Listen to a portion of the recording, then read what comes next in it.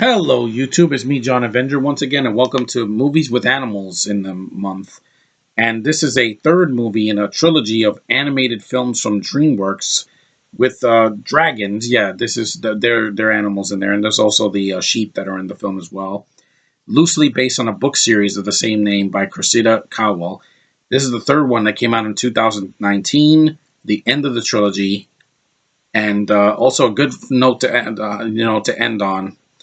How to Train Your Dragon 3, The Hidden World. I finally got to see this movie, and it's really fun. It's really good. Basically, the film's plot is follows Hiccup seeking a dragon utopia called the Hidden World for him and his dragon Toothless, while coming to terms with Toothless' new bond with a female dragon called Light Fury, as they deal with the threat of a ruthless dragon hunter called Grimmel the Grizzly, played by F. Murray Abraham. He does the voice of Grimmel. And it's a really cute film. It's not very long. It's about an hour and 40 minutes. Without the end credits, an hour and 35. Really good visual art. The CGI animation is fantastic.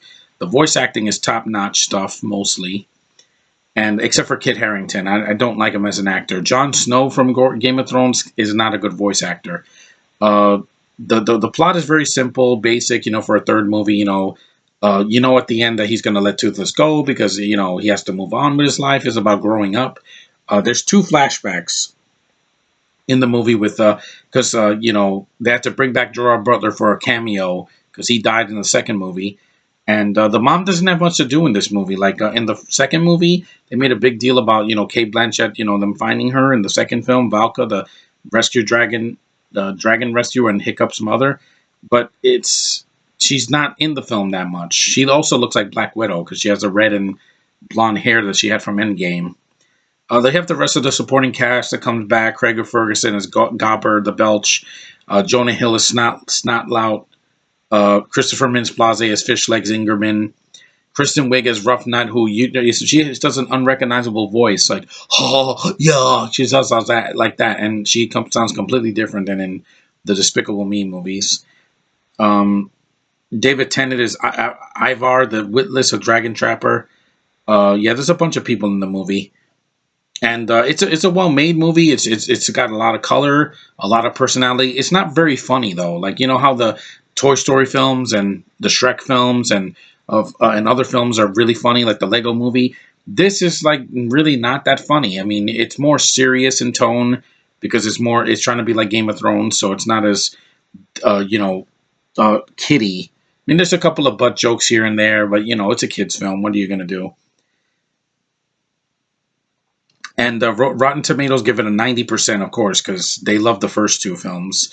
The rare trilogy caper that really works. How to Train Your Dragon: The Hidden World brings its saga to a visually dazzling and emotionally affecting conclusion. Well, I didn't cry because these are not real animals. Dragons are fictional animals.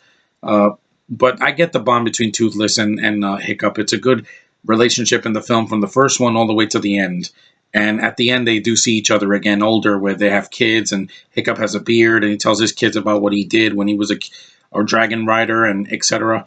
And it got an Oscar nomination for Best Animated. It lost to Toy Story 4, of course, because that's a better film. And and some of the characters, like I said, are paper thin. Like Kid Harington could have easily been cut out of the movie.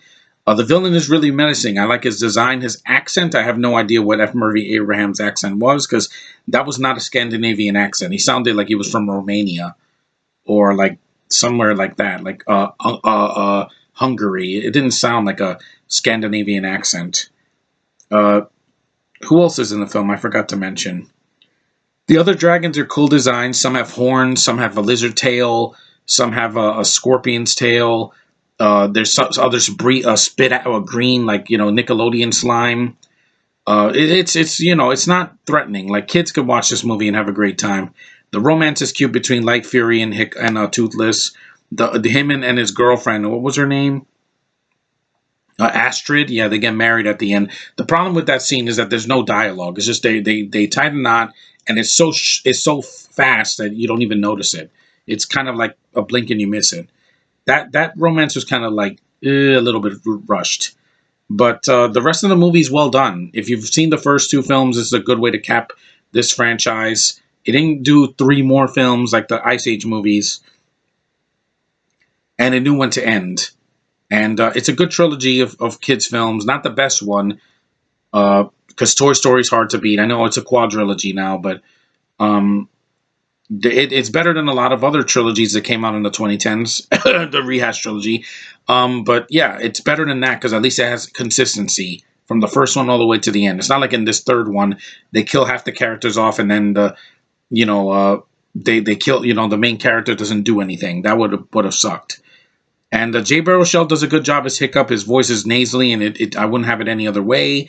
The film is lighthearted. It's got a lot of heart to it with the visuals and the music and everything. And it's a good movie. That's all I can say about this third movie, How to Train Your Dragon 3. It is a well-made movie. It deserved the Oscar nomination. I still think Frozen 2 should have gotten one, but that's just my bias. That movie was better. But this is a good film. And if you've never seen it, watch it. It's available on streaming. There's plenty of DVDs and Blu-rays of it, and I would definitely get the trilogy one day, all three films, because they're not on Disney Plus.